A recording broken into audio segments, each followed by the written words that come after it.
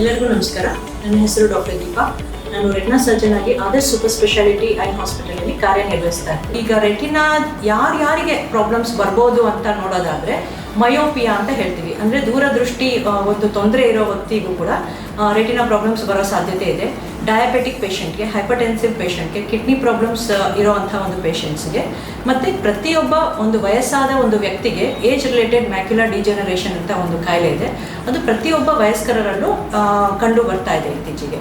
So ಈಗ ಯಾರೆಲ್ಲ I examination ಒಳಗಾಗಬೇಕು ಅಂತ ಆದರೆ ಪ್ರತಿಯೊಬ್ಬರು ಮಯೋಪಿಯಾ ಇದ್ದಂಥವರು, 40 ಇಯರ್ಸ್ ಮೇಲೆ ಅಂದರೆ 40 ವರ್ಷ ಮೇಲ್ಪಟ್ಟವರು, sugar, BP, kidney problems, cholesterol ಮತ್ತು ಹೃದಯಕ್ಕೆ ಸಂಬಂಧಪಟ್ಟ ಕಾಯಿಲೆ ಇದ್ದವರು, ಅದಲ್ಲದೇ ಪ್ರತಿಯೊಬ್ಬ ಒಂದು ಕಣ್ಣಿನ ಸಡನ್ ವಿಷನ್ ಪ್ರಾಬ್ಲಮ್ಸ್ಗೆ ಒಳಗಾದವರು ಕೂಡ ರೆಟಿನಾ ಎವ್ಯಾಲ್ಯೂಯೇಷನ್ ಮಾಡಿಸ್ಕೋಬೇಕಾಗುತ್ತೆ.